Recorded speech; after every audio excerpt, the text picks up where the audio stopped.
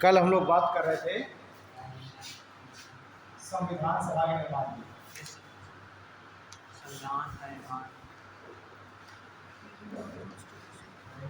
संविधान सभा का निर्माण हुआ और इस संविधान सभा ने फिर भारत के लिए संविधान का निर्माण किया। ठीक है, संविधान सभा के निर्माण में मैंने आप लोगों को बताया था कि कैबिनेट मिशन का गठन होता है। कैबिनेट मिशन योजना आती है और यही जो कैबिनेट मिशन योजना है इसी ने अनुशंसा की या फिर अपनी रिपोर्ट दी एक संविधान सभा के निर्माण के लिए। ठीक है, तो कैबिनेट मिशन की ही रिपोर्ट के आधार पर एक संविधान सभा का गठन किया गया। ठीक है, और जब संविधान सभा का गठन किया गया तो इसमें मैंने आपको कुछ पॉइंट्स बताए थे जो कि कैबिनेट मिशन ने अपनी रिपोर्ट में प्रस्तुत किए थे। पहला चीज, कैबिनेट मिशन ने कहा था कि हमारे संविधान सभा में कुल 389 सदस्य होंगे। इन 389 जो सदस्य हैं इनमें से 292 सदस्य ब्रिटिश प्रांतों से, 4 सदस्य देशी रियासतों से और 93 सदस्य 4 सदस्य चीफ कमिश्नरी से। चीफ कमिश्नरी ये मुख्य आयुक्त क्षेत्र ये हो जाएंगे ब्रिटिश प्रांत और 93 सदस्य रहेंगे देशी रियासत। ठीक, ये इसने बताया। दूसरी चीज इसने कहा कि ये 292 प्लस 4 यानी जो 296 सदस्य हैं इनका इनडायरेक्ट इलेक्शन होगा। इनका होगा इनडायरेक्ट इलेक्शन यानी कि इनडायरेक्ट इलेक्शन के द्वारा चुन करके आएंगे। और जो 93 सदस्य हैं 93 ये नॉमिनेशन के द्वारा चुन करके आएंगे। इनका होगा नॉमिनेशन, ठीक, यानी मनोनयन के द्वारा चुन करके आएंगे। इस तरीके से चुन करके आएंगे। अब ये जो 296 सदस्य जो इनडायरेक्ट इलेक्शन के द्वारा चुन करके आ रहे हैं इनको कौन चुनेगा? तो इनको चुनेंगे वो जो 11 ब्रिटिश प्रांत हैं उन 11 ब्रिटिश प्रांतों के विधानसभा सदस्य। 11 ब्रिटिश प्रांत हैं उनके विधानसभा सदस्य यानी कि पहले ब्रिटिश प्रांतों के विधानसभा के चुनाव होंगे। 11 ब्रिटिश प्रांतों में विधानसभा के प्रांतीय विधानसभा के चुनाव होंगे और वही सदस्य चुनेंगे इन 296 को। ठीक है, फिर जो ये 389 सीटें हैं ये कैसे निर्धारित की गई? ये कैसे कहा गया? ये कहा गया जनसंख्या के आधार पर। ये जो 389 सीटें हैं, कल तो तुम कह रहे थे कि सर हमें 8% नहीं पढ़ना, हमें आईआईटी पढ़ना है। तुम्हारा फिक्स नहीं हो पा रहा है क्या? हो गया। क्या हो गया? अब ये पढ़ना है। अभी कल वो तुम्हारा वो कहाँ गया जो कल टीका को लगा के आया था, क्या नाम है उसका? चला गया। क्या नाम है उसका? द्विवेदी, किसान द्विवेदी। किसान द्विवेदी पंडित जी हैं। तो वो जो है कल मुझसे कह रहा है दोनों मिले तो मैंने कहा कहे नहीं आए थे एनडीए, परसों ही लोग आए थे, कल नहीं है। हमने कहा कहे नहीं आए, तो कह रहा सर हमारा ये सब सब्जेक्ट पढ़ने वाले हम आईआईटी पढ़ेंगे। डिसाइड कर लो क्या पढ़ना है, आईआईटी पढ़ना है एनडीए पढ़ना है, जो पढ़ना है उसमें रेगुलर आओ, क्योंकि ये एक दिन आकर के फिर 4 दिन आने में कोई फायदा नहीं, तुम्हारा समय वेस्ट होगा। इसलिए आओ तो रेगुलर आओ, कम से कम जो पढ़ो तो कम से कम कुछ पढ़ो तो। ठीक है, अब ये जो मैं कहानी सुना रहा हूँ सब ऊपर से जाएगा, आए होते कम से कम कुछ पता चल जाएगा कल आए होते। ठीक है, उसके बाद मैंने कहा जो 389 सदस्य हैं ये कैसे आएंगे, इसकी भी उन्होंने अपनी रिपोर्ट में ये भी बात की। तो इन्होंने कहा जो 389 सदस्य हैं ये जनसंख्या के आधार पर चुने जाएंगे। 389 सदस्य कैसे चुने जाएंगे? जनसंख्या के आधार पर चुने जाएंगे। और चूंकि भारत की जनसंख्या उस समय लगभग 39 करोड़ थी तो 10 लाख जनता पर एक संविधान सभा की सीट। ठीक, तो जनसंख्या के अकॉर्डिंग ये 389 सीटें चुनी गई और 10 लाख जनता पर एक सीट होगी संविधान सभा में। इसलिए टोटल लगभग जनसंख्या थी भारत की उस समय 39 करोड़, तो टोटल सीटें हो गई 389। ठीक है, अब इस तरीके से संविधान सभा की सीटें निर्धारित हो गई। अब प्रांतीय विधानसभा के मैंने बताया था चुनाव हुए मई जून 1946। मई जून 1946 में प्रांतीय विधानसभा के चुनाव हुए ताकि भाई सीधी सी बात है कि 389 सदस्य, ये जो 296 सदस्य हैं है ना, इन 296 सदस्यों को वोट कौन देगा? प्रांतीय विधानसभा के सदस्य यानी वो विधायक। तो पहले चुनाव किससे कराने पड़ेंगे? प्रांतीय विधानसभा के। तो मई जून 1946 में 11 ब्रिटिश प्रांतों में प्रांतीय विधानसभा के हुए चुनाव और जब ये सदस्य चुन करके आ गए तब फिर जुलाई अगस्त 1946 में जुलाई अगस्त 1946 में चुनाव संपन्न हुए संविधान सभा के चुनाव संपन्न हुए। यानी ये जो प्रांतीय विधानसभा के सदस्य हैं यही वोट दिए प्रांतीय विधानसभा सदस्य। ठीक, तो अगस्त में हो गए संविधान सभा के चुनाव अगस्त में जब चुनाव हो गए तो सितंबर में संविधान सभा के सदस्य वगैरह सारा रिजल्ट आ गया। चुनाव हो गए अगस्त में और सितंबर में रिजल्ट आ गया, सब ये हो गया कि भाई ये सदस्य यहाँ से ये जीता, यहाँ से ये पार्टी जीती, यहाँ से कांग्रेस जीती, इस तरीके से। अब जब सितंबर में जब रिजल्ट आता है, सितंबर में जब रिजल्ट आया तो टोटल इलेक्शन हुआ है 296 सीटों पर। जब रिजल्ट आया तो इस रिजल्ट में क्या हुआ कि 208 सीटें मिल गई कांग्रेस को, 208 सीटें मिल गई कांग्रेस को, 73 सीटें मिली मुस्लिम लीग को और 15 मिली अदर। ठीक है। अब जब ये सितंबर में जब रिजल्ट आए तो मुस्लिम लीग ने देखा कि कांग्रेस को तो बहुत सीटें मिल गई, तो मुस्लिम लीग ने इसका कह दिया बहिष्कार। ठीक। और कैबिनेट मिशन योजना में यह भी प्रावधान किया गया था कि जब संविधान सभा के चुनाव संपन्न हो जाएंगे तब एक इंटरिम गवर्नमेंट बनाई जाएगी, एक अंतरिम सरकार। ठीक। यानी कि जो भारतीय जो राजनेता है उनको मिला करके एक इंटरिम गवर्नमेंट बना दी जाएगी, अंतरिम सरकार। और जब तक संविधान सभा संविधान का निर्माण कर रही है उस दौरान यही अंतरिम सरकार ही शासन चलाएगी।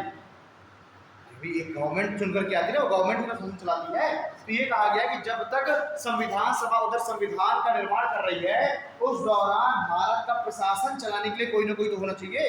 तो कहा गया एक अंतरिम सरकार बनाई जाएगी और वो अंतरिम सरकार ही प्रशासन चलाएगी, भारत का प्रशासन चलाएगी। ठीक। तो अक्टूबर 1946 में इंटरिम गवर्नमेंट यानी अंतरिम सरकार, इंटरिम गवर्नमेंट यानी कि अंतरिम सरकार का गठन किया गया। तो मुस्लिम लीग ने इस अंतरिम सरकार का भी बहिष्कार किया। इस अंतरिम सरकार में कांग्रेस के भी सदस्य होने थे, मुस्लिम लीग के भी सदस्य होने थे, अदर जो छोटी छोटी तमाम पार्टियां जीत के उनके भी सदस्य होने थे। लेकिन जब रिजल्ट आया संविधान सभा का तो मुस्लिम लीग ने संविधान सभा का बहिष्कार किया ही किया, साथ ही साथ में अंतरिम सरकार का भी बहिष्कार किया, इंटरिम गवर्नमेंट का। ठीक है। अब अकेले जब उसने बहिष्कार किया तो कांग्रेस ने अब अकेले इंटरिम सरकार बना ली, कांग्रेस ने। और इस अंतरिम सरकार में प्रधानमंत्री कौन बनाएगा? जवाहरलाल नेहरू। ठीक। लेकिन अभी भी अंतरिम सरकार का दरवाजा रास्ता खुला रखा गया कि अगर मुस्लिम लीग किसी तरीके से मान करके है ना फुसल करके और आती है वो अंतरिम सरकार में शामिल होना चाहती है तो वो भी शामिल हो सके, इसलिए अंतरिम सरकार का अभी भी रास्ता खुला रखा गया। ठीक। और जो वायसराय थे लॉर्ड बेवेल, उन्होंने कहा कि मैं मुस्लिम लीग को किसी तरीके से समझा बुझा करके अंतरिम सरकार में शामिल कराऊंगा। ठीक है। तो 2 अक्टूबर लगभग अक्टूबर स्टार्टिंग 1946 में अंतरिम सरकार का गठन हो गया और मुस्लिम लीग को किसी तरीके से समझा बुझा करके 26 अक्टूबर 1946 को वायसराय अंतरिम सरकार में लाने में सफल हुए और 26 अक्टूबर 1946 को इस अंतरिम सरकार का पुनर्गठन हुआ। ठीक है। तो एक बार अंतरिम सरकार का हो गया, पुनर्गठन हो गया, यानी अब इसमें कांग्रेस भी शामिल हो गई, मुस्लिम लीग भी शामिल हो गई। ठीक है। लेकिन जल्द ही कुछ ही महीने के बाद मुस्लिम लीग ने फिर से बहिष्कार कर दिया। मुस्लिम लीग ने अंतरिम सरकार से भी रिजाइन दे दिया और रिजाइन देके कहने लगे कि वापस संविधान सभा के दोबारा चुनाव कराया जाए वरना हम इसका बहिष्कार कर रहे हैं। ठीक। अब अंतरिम सरकार यहाँ से भी चली गई, मतलब सॉरी मुस्लिम लीग अंतरिम सरकार से भी रिजाइन दे दी, संविधान सभा में शामिल हो नहीं रही है। लेकिन अब संविधान सभा की इस समय तक डेट आ गई थी कि संविधान सभा का पहला अधिवेशन 9 दिसंबर 1946 को संपन्न किया जाएगा। भाई संविधान सभा काम चालू करें ना अपना, तो जीत करके तो आगे सितंबर में, अक्टूबर पूरा हो गया केवल मनाने पुचलाने में, नवंबर निकल गया मनाने पुचलाने में, तो ये हुआ कि दिसंबर से बैठक चालू करना है, मुस्लिम लीग आए या ना आए। तो 9 दिसंबर 1946 की डेट अनाउंस की गई कि इस दिन संविधान सभा की पहली बैठक होगी, है ना, फर्स्ट कॉन्फ्रेंस होगी, पहली बैठक होगी, फर्स्ट कॉन्फ्रेंस पहली बैठक होगी। अब इस फर्स्ट कॉन्फ्रेंस में मुस्लिम लीग उपस्थित नहीं हुई। ठीक। फर्स्ट कॉन्फ्रेंस में मुस्लिम लीग उपस्थित नहीं हुई तो कौन उपस्थित हुआ? देखिए ना, तो ये मुस्लिम लीग उपस्थित है, यानी कि ये 73 ये भी बाहर है। यहाँ पर देखिए जो 93 सदस्य देशी रियासतों के जो नॉमिनेट होके जा रहे थे ये भी अभी तक अपना कोई तय नहीं कर पाए, कोई डिसीजन नहीं ले पाए, तो ये भी पहली बैठक में उपस्थित नहीं हुए। तो पहली बैठक में कौन उपस्थित हुए? सिर्फ कांग्रेस के सदस्य और कुछ अदर में से जो 2-4 पहुंच गए वो। ठीक। तो पहली बैठक में मुस्लिम लीग और देशी रियासत दोनों उपस्थित नहीं हुए और पहली बैठक में 207 सदस्य इस पहली बैठक में उपस्थित हुए। ये एग्जाम में हमेशा डेट आती है, संविधान सभा की पहली बैठक कब हुई? 9 दिसंबर 1946। ठीक है। 207 सदस्य उपस्थित हुए और इन 207 सदस्यों में 9 महिलाएं थी। ठीक। पहली बैठक हो गई। इस पहली बैठक में डॉक्टर B.N. राव, वेनिकल नरसिम्हा राव, इनको बनाया गया संविधान सभा का संरक्षक, या मैं कह दूं लीगल एडवाइजर बनाया गया। ठीक है, संविधान सभा का लीगल एडवाइजर या संविधान सभा के संरक्षक के रूप में नियुक्त किया गया B.N. राव को। और B.N. राव थे कौन? तो B.N. Rao international court of justice में न्यायाधीश थे, जो अंतरराष्ट्रीय न्यायालय है उसमें जज थे B.N. राव। तो इन्हें बहुत सारे देशों के संविधान के बारे में नॉलेज था ही। तो B.N. राव को बनाया गया संविधान सभा का सलाहकार। अच्छा, क्या सलाहकार, सलाहकार यानी एडवाइजर। अब B.N. राव ने क्या किया, लगभग 60 देशों के संविधानों का अध्ययन किया और 60 देशों के संविधानों का अध्ययन करके एक ड्राफ्ट तैयार कर दिया। ठीक, दूसरी बैठक हुई 11 दिसंबर 1946 को। 11 दिसंबर 1946 को दूसरी बैठक ऑर्गेनाइज की गई और इस दूसरी बैठक में भी मुस्लिम लीग नहीं आई। ठीक है, लेकिन दूसरी बैठक में स्थायी अध्यक्ष, परमानेंट स्पीकर के रूप में चुना गया राजेंद्र प्रसाद। ठीक है, जब पहली बैठक हुई तो जब भी कोई बैठक संचालित होती है तो उसके लिए चाहिए कोई ना कोई एक अध्यक्ष, उसका लीडर, तो सभा का कोई ना कोई अध्यक्ष होना चाहिए। तो ये जब पहली बैठक हुई, जिस पहली बैठक में सलाहकार बनाया गया B.N. राव को और इसमें बनाना था अध्यक्ष। तो चूंकि अभी स्थायी अध्यक्ष, परमानेंट स्पीकर तो कोई है नहीं, इसलिए एक टेम्परेरी स्पीकर बनाया गया, एक टेम्परेरी अध्यक्ष बनाया गया और वो बनाया गया डॉक्टर सच्चिदानंद सिन्हा। डॉक्टर सच्चिदानंद सिन्हा को संविधान सभा का टेम्परेरी प्रेसिडेंट, टेम्परेरी स्पीकर बनाया गया, जिसे हम प्रोटेम स्पीकर भी कह देते हैं, अस्थायी अध्यक्ष।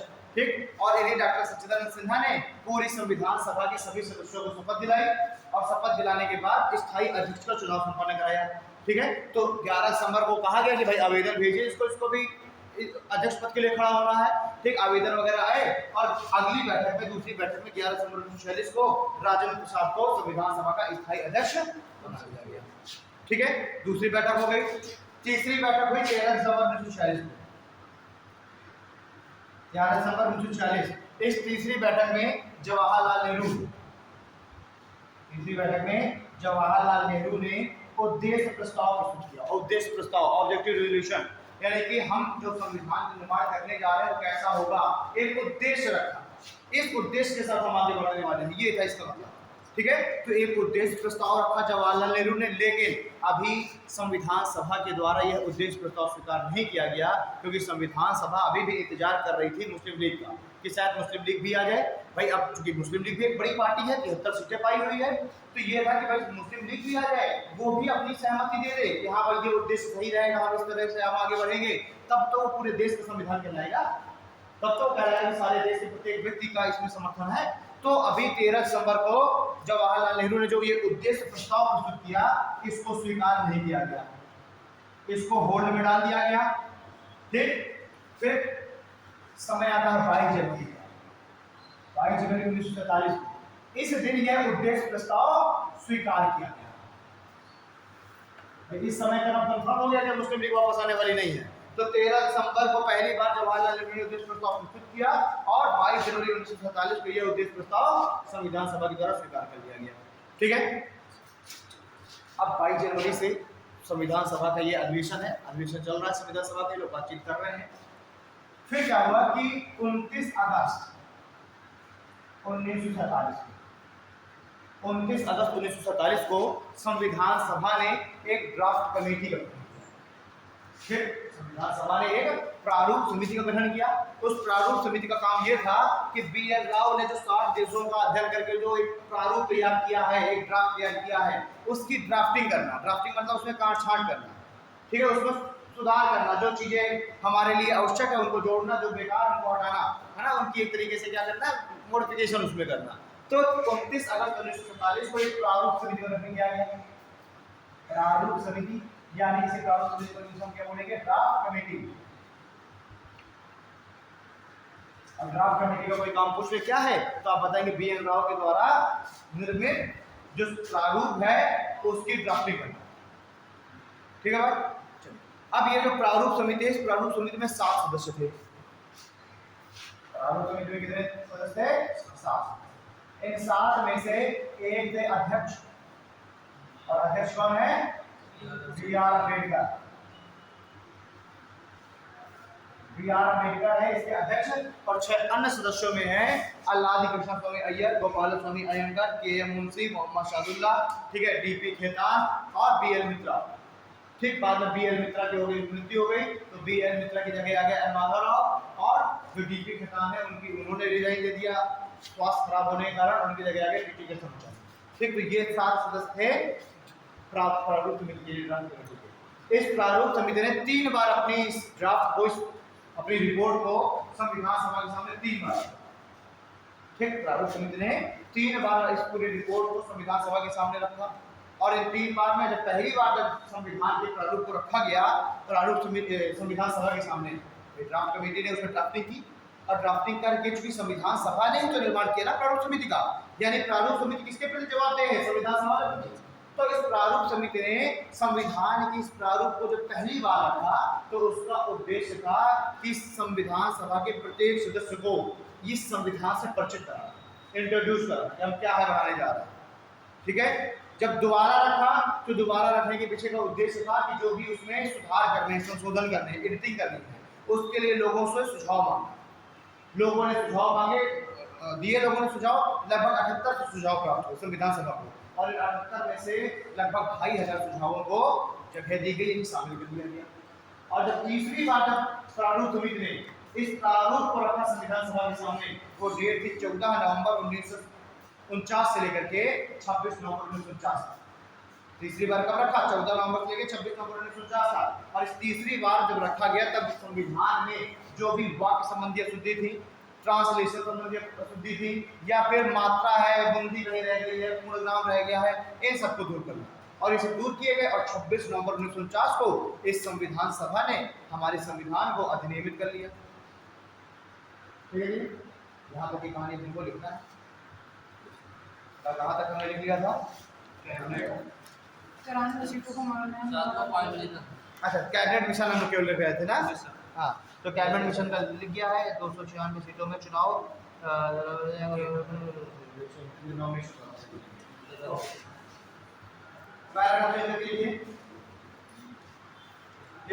कैबिनेट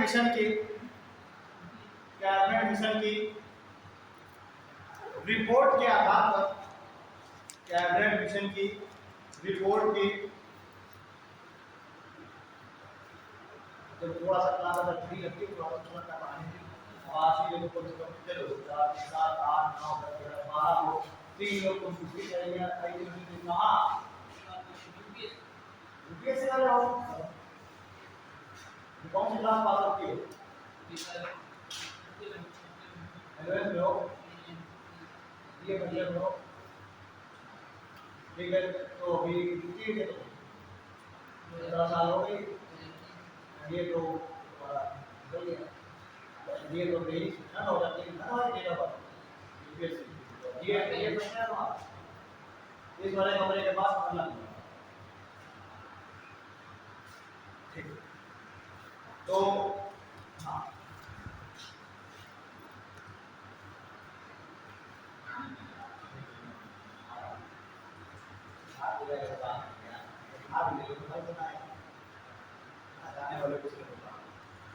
पढ़ाई अपने अंदर से, पढ़ाई की भावना आप लोग पहला क्लास क्यों का रजिस्ट्रेशन है आप लोग का रजिस्ट्रेशन है ना? ओके, तो कैबिनेट मिशन की रिपोर्ट के आधार पर जुलाई अगस्त 1946 में, कैबिनेट मिशन की रिपोर्ट के आधार पर जुलाई अगस्त 1946 में संविधान सभा के चुनाव संपन्न कराए गए। संविधान सभा के चुनाव संपन्न कराए गए। ठीक है, ब्रैकेट में लिखना 296 सीटों पर, ये जो टोटल 283 है, लेकिन चुनाव 296 सीटों पर लिखना 296 सीटों पर। इन चुनावों में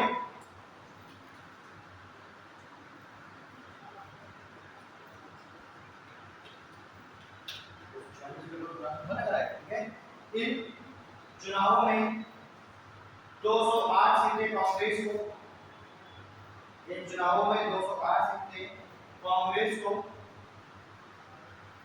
73 सीट मुस्लिम लीग को,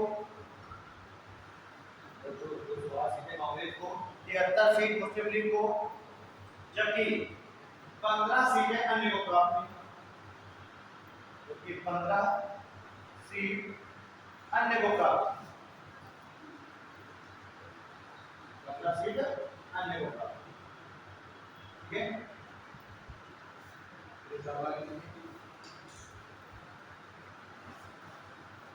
मुस्लिम लीग ने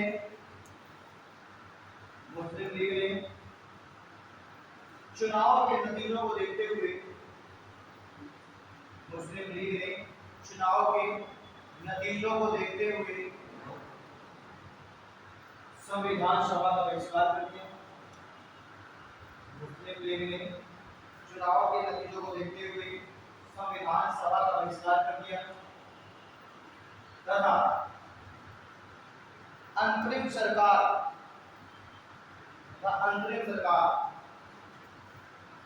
से भी इस्तीफा दे दिया। अंतरिम सरकार से भी इस्तीफा दे दिया।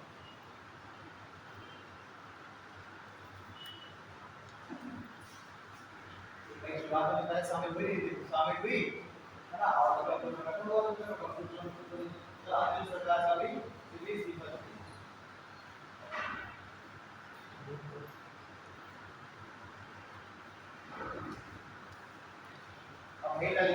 संविधान सभा के अधिवेशन, संविधान सभा के प्रमुख अधिवेशन, संविधान सभा के प्रमुख अधिवेशन,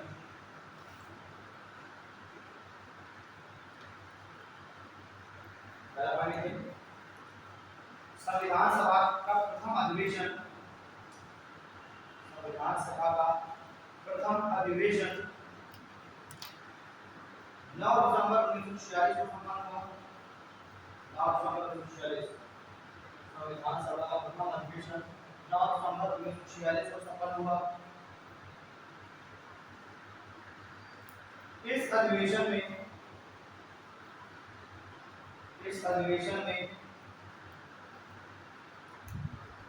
मुस्लिम लीग उपस्थित नहीं हुई।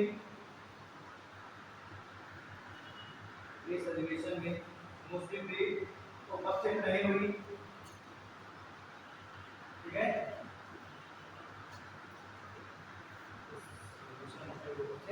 नहीं हुई तथा कुल 207 सदस्य ही उपस्थित हुए। इस अधिवेशन में मुस्लिम लीग उपस्थित नहीं हुई तथा कुल 207 सदस्य ही उपस्थित हुए, जिनमें 9 महिला सदस्य हुए।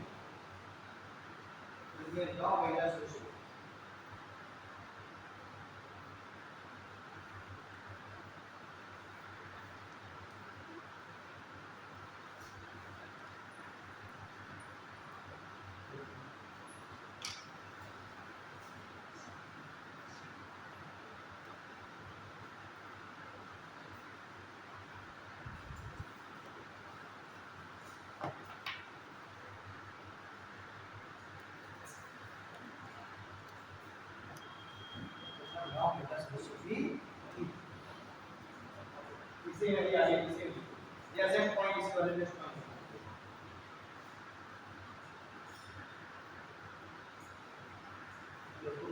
पॉइंट क्या है ना, ये जो भी पहले बैटर्स संबंधित जो भी चीजें हो इस पॉइंट ठीक। अगर पॉइंट हम नहीं तो फिर हमको यही नहीं बताइए कि समझ सुनते ये पहला पॉइंट ये है, पहली बैठक की सारी बातें चल रही। पहली बैठक में 9 दिसंबर 1946 को, इसमें 207 सदस्य टोटल उपस्थित थे, जिनमें 9 महिलाएं भी थी, मुस्लिम लीग उपस्थित थी नहीं।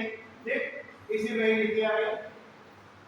इस प्रथम अधिवेशन में इसी पॉइंट से लिखेगा भाई ना, इस प्रथम अधिवेशन में सच्चिदानंद सिन्हा को, इस प्रथम अधिवेशन में सच्चिदानंद सिन्हा को संविधान सभा का, सच्चिदानंद सिन्हा को संविधान सभा का अस्थायी अध्यक्ष, संविधान सभा का अस्थायी अध्यक्ष चुना गया। सच्चिदानंद सिन्हा को संविधान सभा का अस्थायी अध्यक्ष चुना गया। जिन्होंने संविधान सभा के सभी सदस्यों को शपथ दिलाई। जिन्होंने संविधान सभा के सभी सदस्यों को शपथ दिलाई। जिन्होंने संविधान सभा के सभी सदस्यों को शपथ दिलाई। ठीक है,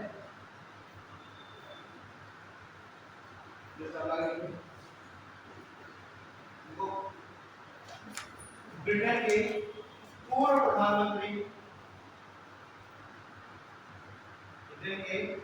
प्रधानमंत्री क्लीमेंट एटली ने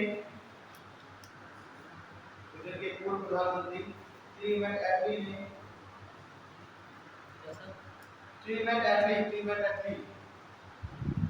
ब्रिटेन के पूर्व प्रधानमंत्री क्लीमेंट एटली ने संविधान सभा की इस प्रथम बैठक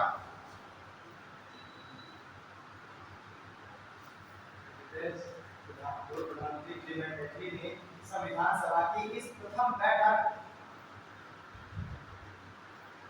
के लिए कहा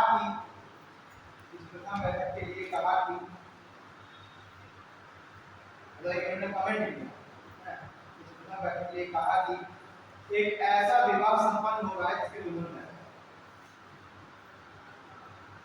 प्रथम बैठक के लिए कहा कि एक ऐसा विवाह संपन्न हो रहा है जिसकी दुल्हन ही गायब है।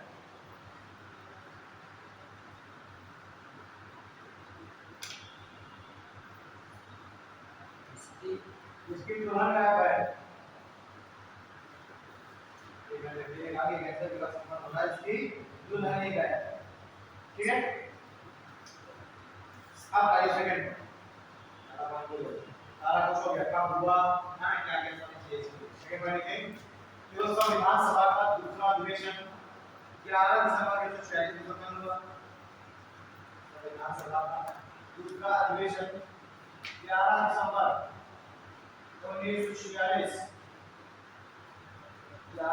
1946 को संपन्न हुआ।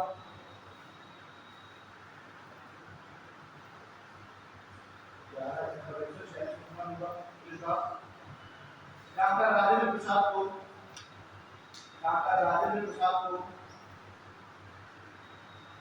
संविधान सभा का स्थायी अध्यक्ष चुना गया।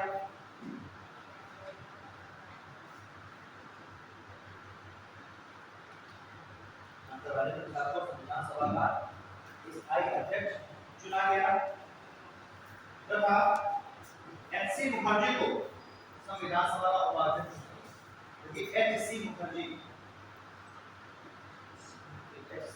को संविधान सभा का उपाध्यक्ष चुना गया।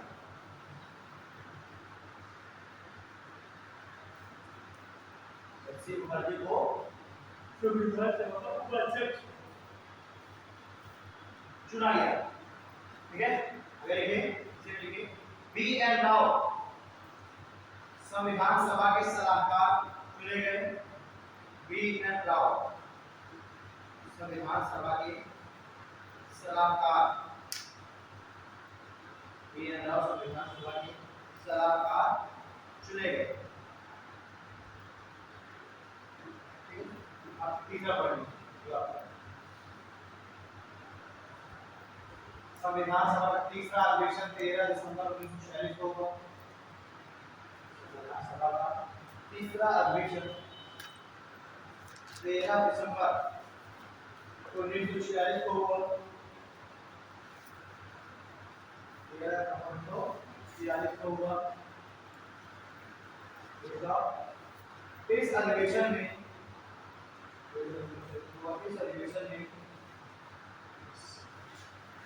जवाहरलाल नेहरू ने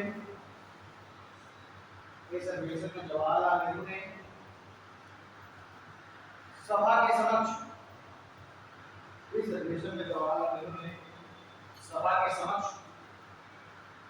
उद्देश्य प्रस्ताव प्रस्तुत किया। इस अधिवेशन में जवाहरलाल नेहरू ने सभा के समक्ष उद्देश्य प्रस्ताव प्रस्तुत किया, परंतु परंतु संविधान सभा ने इस प्रस्ताव को अभी स्वीकार नहीं किया। परंतु संविधान सभा ने इस प्रस्ताव को अभी स्वीकार नहीं किया। संविधान सभा ने इस प्रस्ताव को स्वीकार नहीं किया। ठीक है, पैराग्राफ देख लीजिए।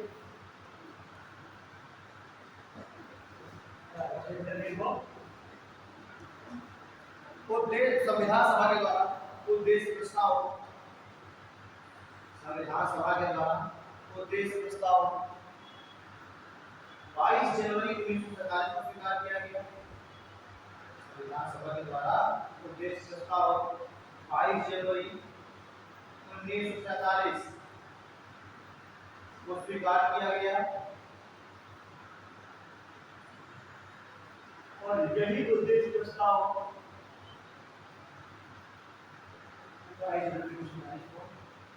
किया गया और यही उद्देश्य प्रस्ताव आगे चलकर संविधान की प्रस्तावना और यही उद्देश्य प्रस्ताव आगे चलकर संविधान की प्रस्तावना आगे चलकर संविधान की प्रस्तावना। ठीक है,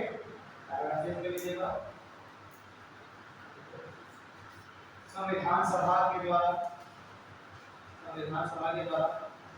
29 अगस्त 1947 को संविधान सभा के द्वारा 29 अगस्त 1947 को एक प्रारूप समिति का एक 7 सदस्यीय प्रारूप समिति का गठन किया गया। संविधान सभा के द्वारा 29 अगस्त 1947 को एक 7 सदस्यीय प्रारूप समिति प्रारूप समिति का गठन किया गया। 7 सदस्यीय प्रारूप समिति का गठन किया गया जिसके अध्यक्ष 7 सदस्यीय प्रारूप समिति का गठन किया गया इसके अध्यक्ष डॉक्टर बी आर अम्बेडकर इसके अध्यक्ष डॉक्टर बी आर अम्बेडकर थे तथा इसके अध्यक्ष डॉक्टर बी आर अम्बेडकर थे तथा अन्य सदस्य ऐसा कर लीजिएगा जैसे अन्य सदस्य पहले गोपाल स्वामी आयंगर गोपाल स्वामी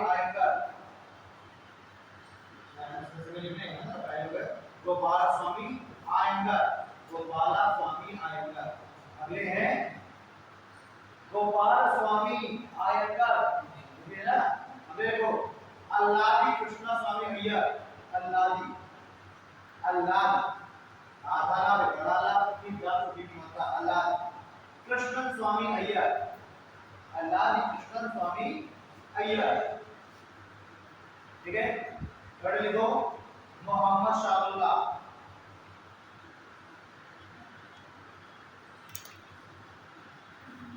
मोहम्मद शाहरुल्लाह। नेक्स्ट है के एम मुंशी,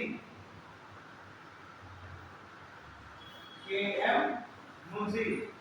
अगले हैं बी एल मित्रा, बी एल मित्रा। ठीक है, बी एल मित्रा जाके ब्रैकेट में लिख देना एम मार्क। ये आपको ध्यान देना है अपने आप से कि प्रारंभ में बी एल मित्रा था और बाद में बी एल मित्रा के आ गए एम माधव। ठीक है, तो बी एल मित्रा ब्रैकेट में लिखो एम माधव राव। ठीक है, उसके बाद आप लिखिए DP Khaitan, DP Khaitan, DP Khaitan. इसके ब्रैकेट में लिखो TT Krishnachari, DP Khaitan bracket में TT Krishnachari, TT Krishnachari, TT Krishnamachari.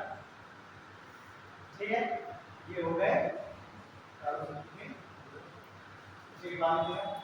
इस प्रारूप समिति का गठन,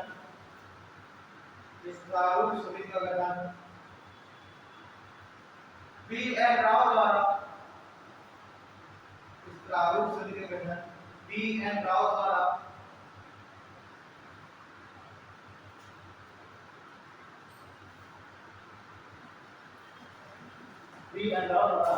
निर्मित प्रारूप बी एन राव द्वारा निर्मित प्रारूप की ड्राफ्टिंग करना। ड्राफ्टिंग मतलब होता है काम ठीक है, की समीक्षा करना, समीक्षा लेना। इस प्रारूप समिति का कार्य बी एन राव द्वारा निर्मित संविधान के प्रारूप की समीक्षा करना। बी एन राव द्वारा जो बी एन राव 7 देशों का संविधान का अध्ययन विवेक वो तैयार किया और संविधान तैयार किया, उसी की समीक्षा करना। ठीक है, आगे प्रारूप समिति को पांडुलेखन समिति भी कहा जाता है। पांडुलेखन समिति, प्रारूप समिति को पांडुलेखन समिति भी कहा जाता है।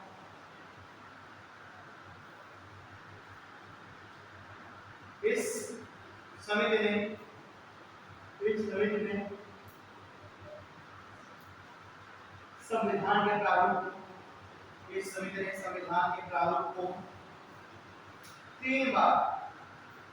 ने संविधान के प्रारूप को 3 बार संविधान सभा के समक्ष रखा। इस प्रारूप समिति ने 3 बार संविधान के प्रारूप को संविधान सभा के समक्ष रखा।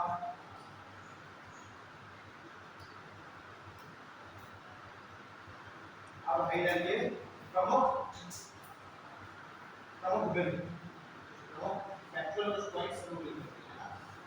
पहले पॉइंट्स हैं, पहला पॉइंट है संविधान सभा के कुल 12 अधिवेशन हुए। संविधान सभा के कुल 12 अधिवेशन हुए तथा अंतिम अधिवेशन, संविधान सभा के कुल 12 अधिवेशन हुए तथा अंतिम अधिवेशन 24 जनवरी 1950 को। अंतिम अधिवेशन 24 जनवरी 1950 को हुआ। अंतिम अधिवेशन में कुल 284 सदस्य उपस्थित हुए। अंतिम अधिवेशन में कुल 284 सदस्य उपस्थित हुए, जिनमें 8 महिलाएं थीं। अंतिम अधिवेशन में कुल 284 सदस्य, पहले में 207 उपस्थित थे और अंतिम में 284। अंतिम अधिवेशन में कुल 284 सदस्य उपस्थित हुए, जिनमें 8 महिलाएं थीं तथा इन सदस्यों ने संविधान पर अपने हस्ताक्षर किए। इन सदस्यों ने संविधान पर अपने हस्ताक्षर किए। सदस्यों ने संविधान पर अपने हस्ताक्षर किए।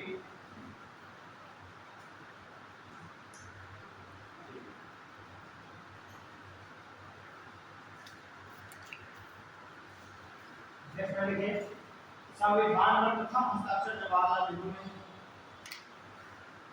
संविधान पर प्रथम हस्ताक्षर जवाहरलाल नेहरू ने, जबकि संविधान पर प्रथम हस्ताक्षर जवाहरलाल नेहरू ने, जबकि अंतिम हस्ताक्षर डॉक्टर राजेंद्र प्रसाद ने किया। अंतिम हस्ताक्षर डॉक्टर राजेंद्र प्रसाद ने किया।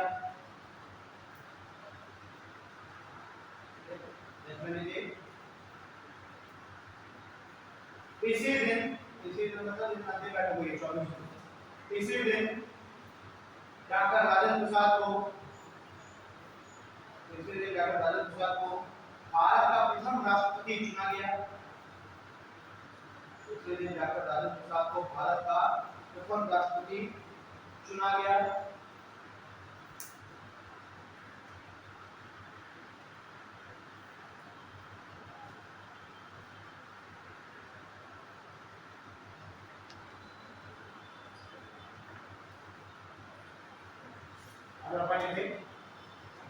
संविधान सभा संविधान के निर्माण में कुल 2011 18 दिन लगे।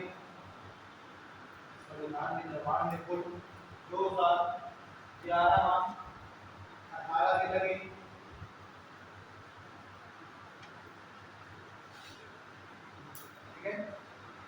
इसमें लिखिए इस पर कुल 63,96,000 रुपये शुरू। इस पर कुल 63,96,000, इस पर कुल 63,96,000, 63 को हम लोग 9 से इस पर कुल 63,96,000 का खर्च हुआ। नेक्स्ट लिखिए संविधान में कुल 251 पेज,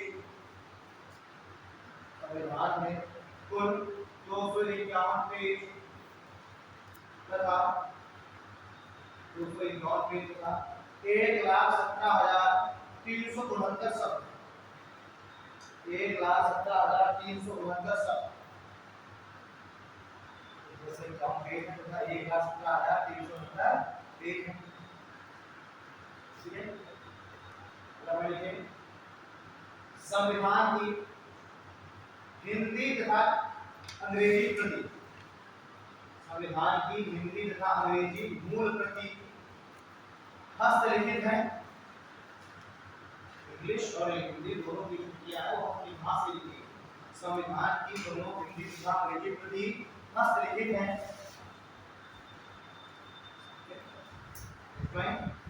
अंग्रेजी प्रति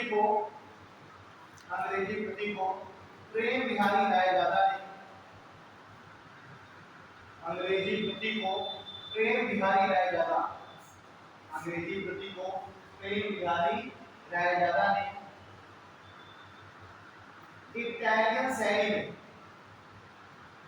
शैली में लिखा है। इटालियन शब्द फ्रेंच वर्ड है ना, वर्ड सी में बड़े स्टाइल से वर्ड लिखे जाते हैं, वो इटालियन।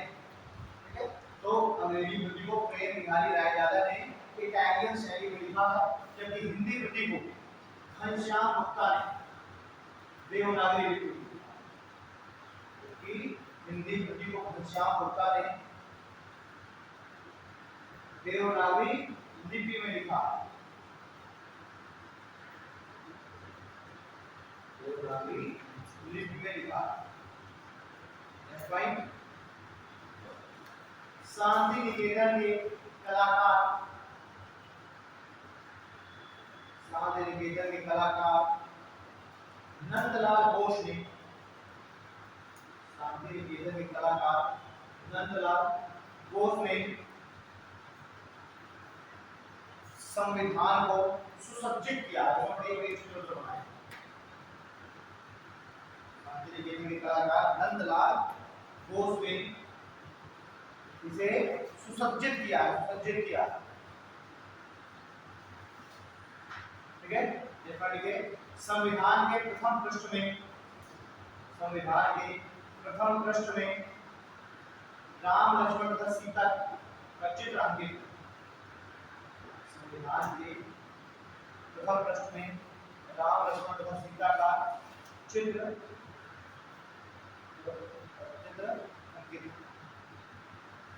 ठीक है,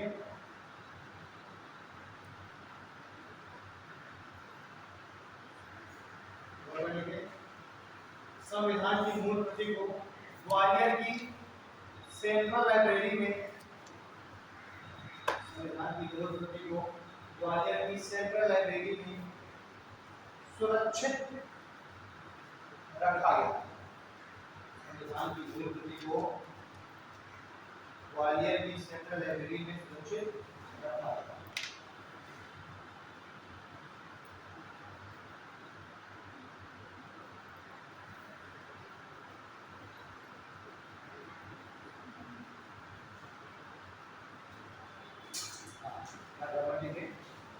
संविधान सभा में कुल 15 महिला सदस्य भी थे। संविधान सभा में कुल 15 महिला सदस्य भी थे। संविधान सभा में कुल 15 महिला सदस्य भी थे। नेक्स्ट पॉइंट, बेगम अय्याज रसूल,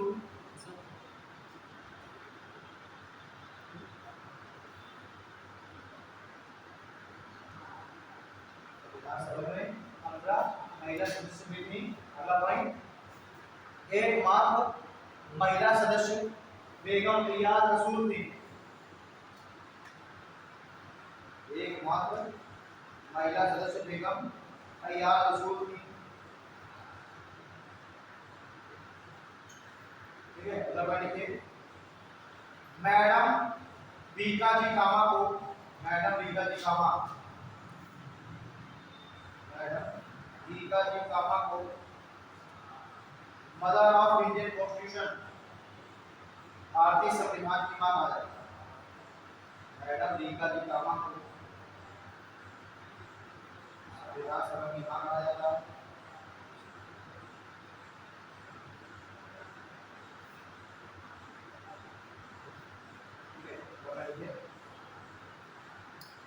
संविधान सभा ने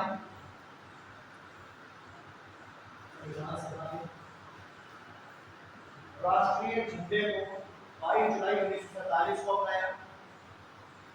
संविधान सभा ने राष्ट्रीय झंडे को 22 जुलाई 1947 को अपनाया, जिसका डिजाइन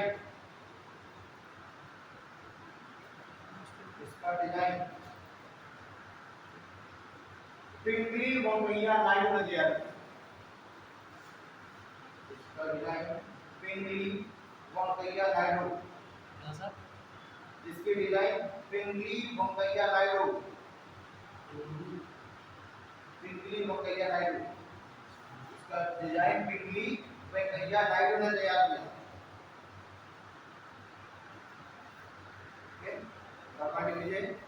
संविधान सभा की एकमात्र दलित महिला सदस्य,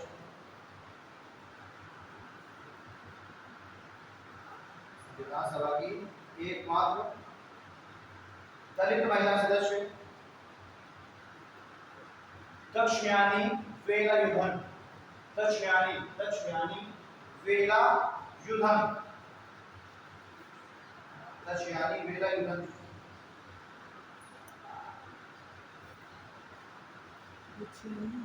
दक्षयानी वेलायुधन,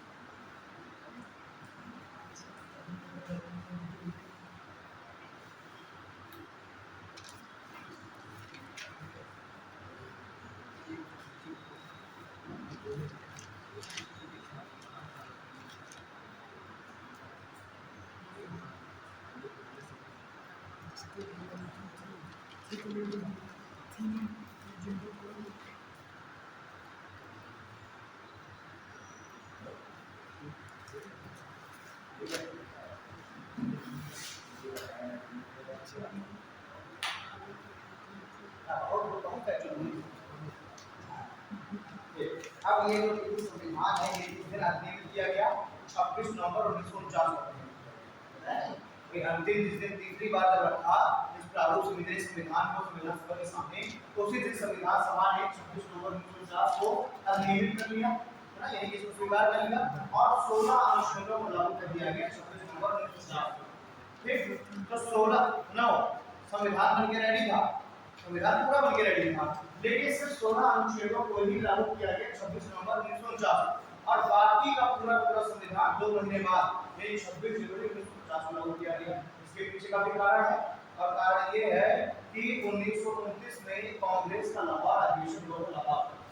ठीक, 1929 में भाई हर साल कांग्रेस का अधिवेशन होता था, एनुअल की बैठक होती थी कांग्रेस की, तो और दिसंबर में होती थी। तो दिसंबर 1929 में कांग्रेस की वार्षिक बैठक हुई लाहौर में और वहीं पर कांग्रेस जो पार्टी की कांग्रेस है उसने पूर्ण स्वराज का प्रस्ताव रखा।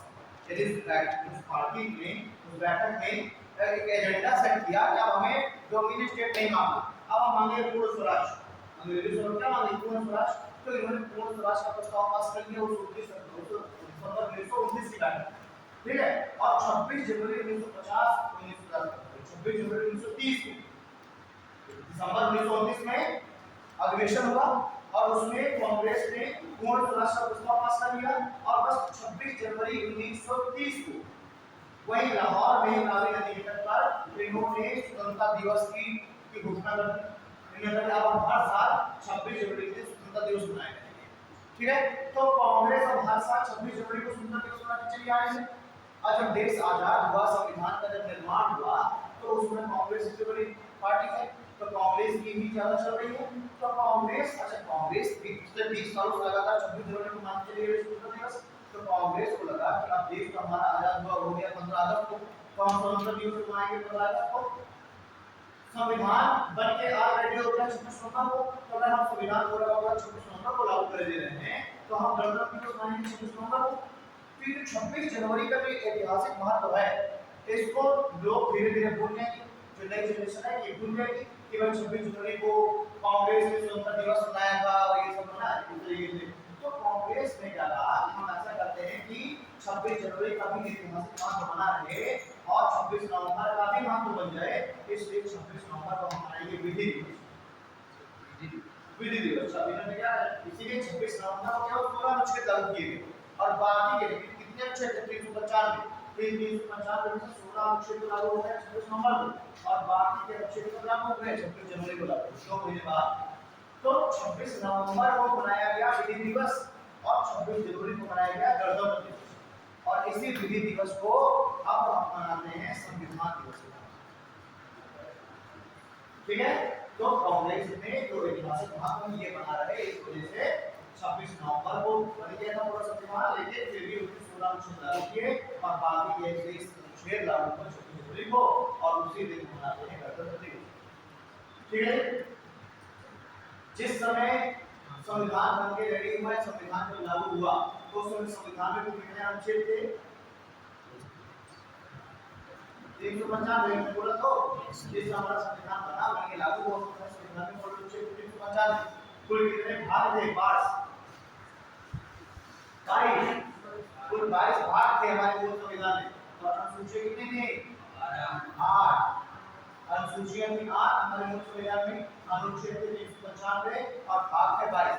लेकिन वर्तमान में अगर हम देखें तो भाग हो चुके हैं 25, 22 और 25, अनुसूचियां 8 से कम हो चुकी हैं 12 और अनुच्छेद 395 से कम हो चुके हैं 470, ठीक है।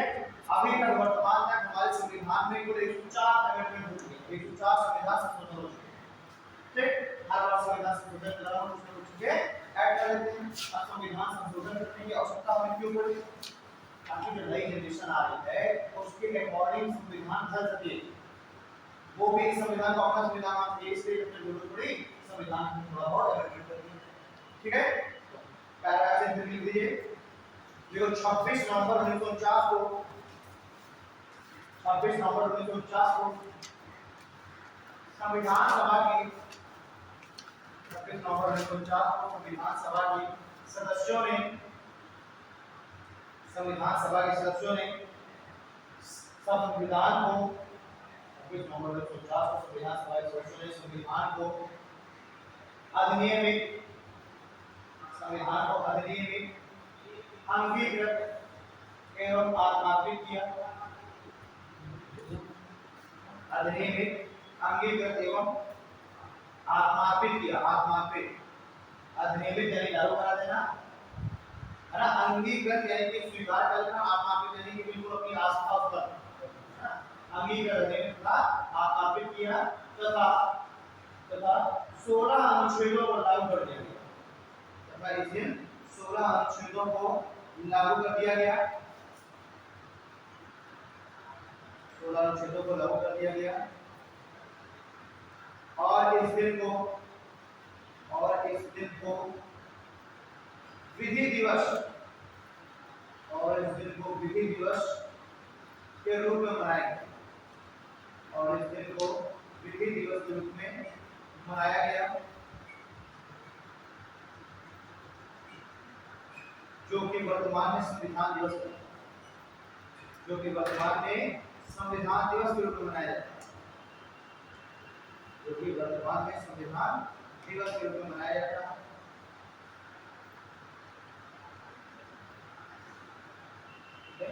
जबकि जबकि संविधान के शेष अनुच्छेदों को जबकि संविधान के शेष अनुच्छेदों को 26 जनवरी 1950 जबकि संविधान के शेष अनुच्छेदों को 26 जनवरी 1950 को लागू किया गया। संविधान के शेष अनुच्छेदों को 26 जनवरी 1950 को लागू किया गया और इस दिन को गणतंत्र दिवस के रूप में मनाया जाता है।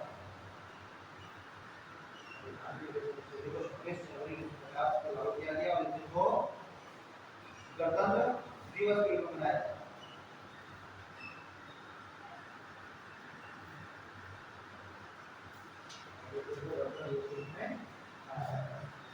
ठीक है, हमारे मूल संविधान में कुल 22 भाग,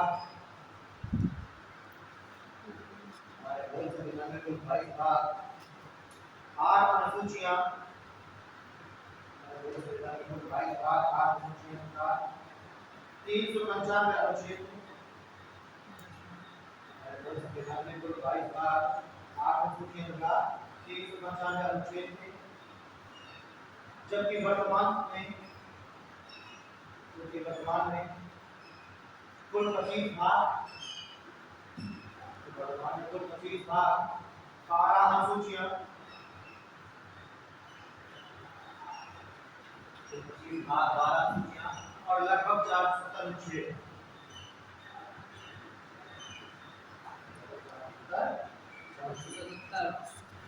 लगभग 470, ठीक है जी।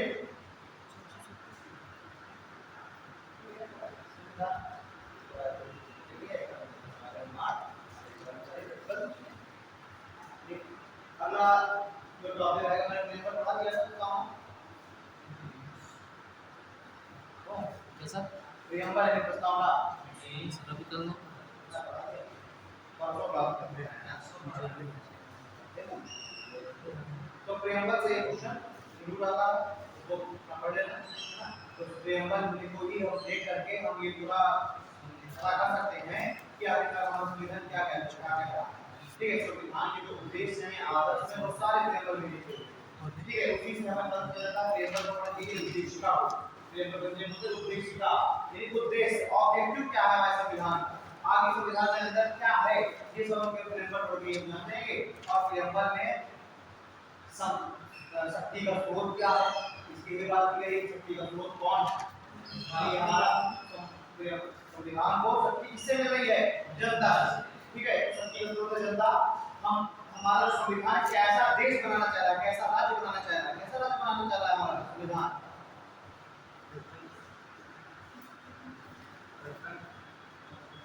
हमारा संविधान एक किस प्रकार का राष्ट्र बनाना चाह रहा है, ये हमारे पेपर में लिखा हुआ। ये भी कैसा राष्ट्र,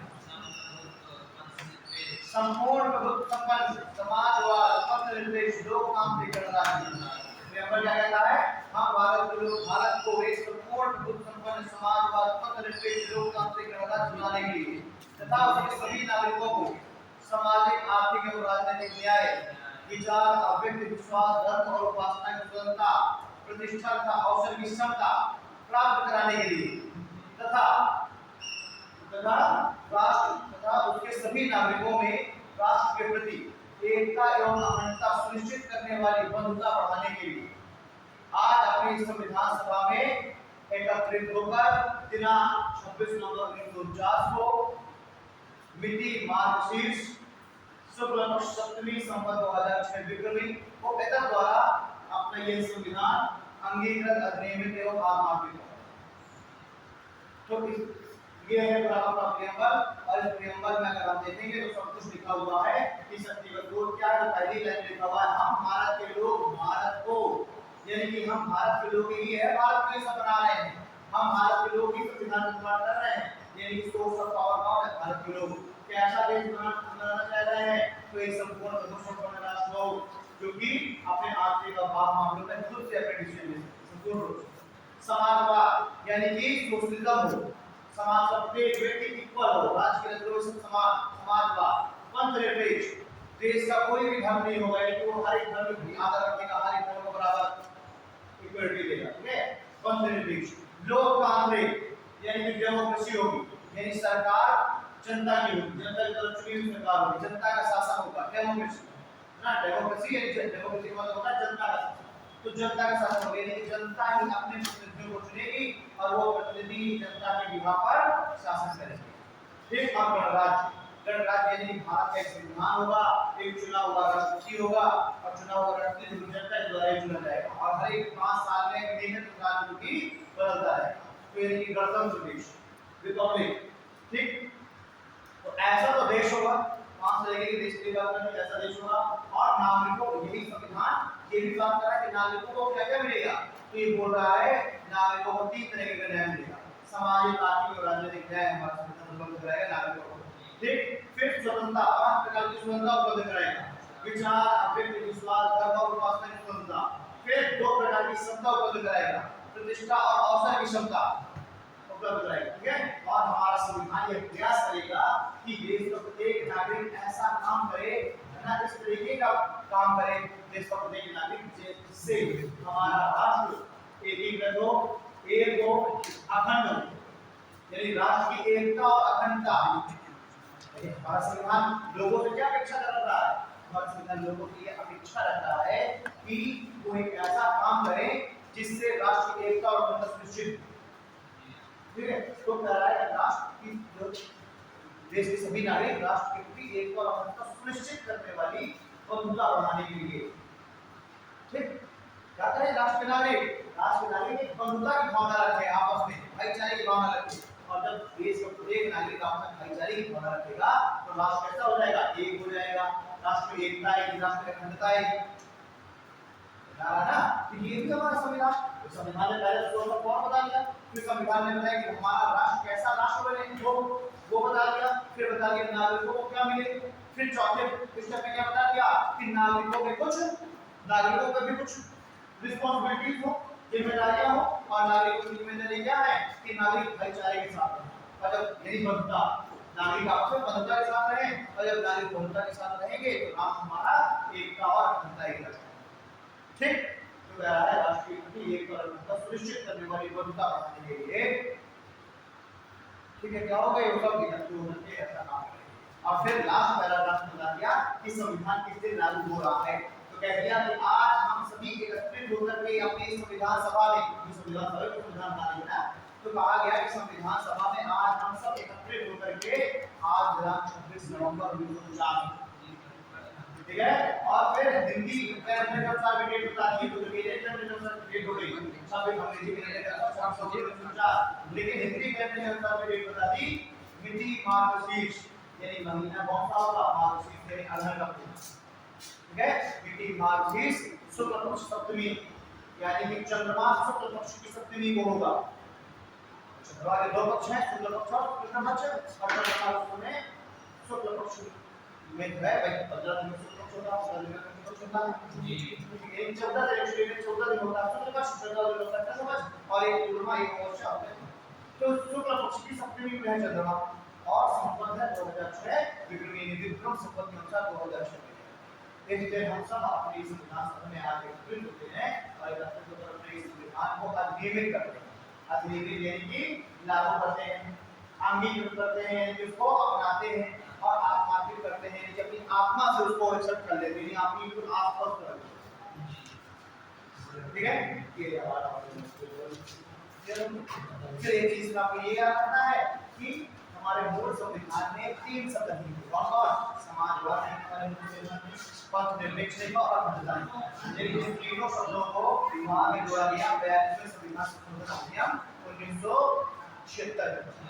कौन से 3 शब्द याद रखने हैं, ये मैं लिखवा चुका हूं, समाजवाद, पंथनिरपेक्ष और अखंडता, ये 3 शब्द हमारे मूल संविधान में जोड़ा गया 42वें संविधान संशोधन अधिनियम 1976 में, और एक कमेटी बनाई गई थी, कमेटी का नाम है सरकार 16 समिति, उस राष्ट्रीय कमेटी की रिपोर्ट के आधार पर इन 3 शब्दों के ऊपर।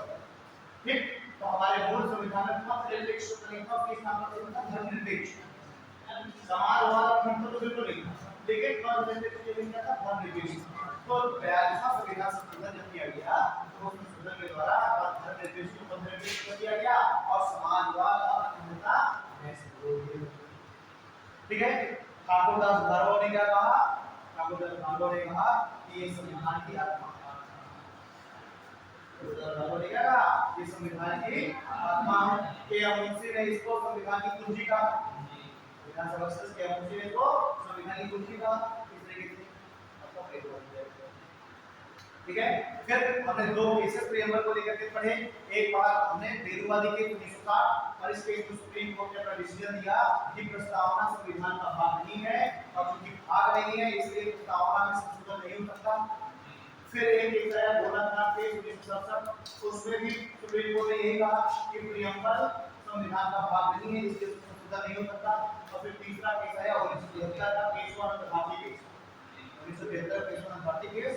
और इस केस में पहली बार सुप्रीम कोर्ट ने एक्सेप्ट किया कि प्रस्तावना संविधान का भाग है और भाग है इसलिए उसमें संशोधन हो सकता है। और इसी वजह से हम देखेंगे 3 साल बाद 1976 में ही प्रस्तावना में एकमात्र बार भी था अमेंडमेंट हुआ है संशोधन। ठीक है, ये सारा क्वेश्चन हो गया। मैंने आपको पार्लियामेंट बना दिया है, आपको ये बना दिया है। कल की बात जब मिलेंगे तो हम आएंगे सिटीजनशिप, नागरिकता। ठीक है, कल हम लोग नागरिकता कंप्लीट कर लेंगे और फिर हम फंडामेंटल राइट्स, एबीएसपी, ठीक है, 4-5 टॉपिक मेरे इंपॉर्टेंट जल्दी कवर करा लीजिए।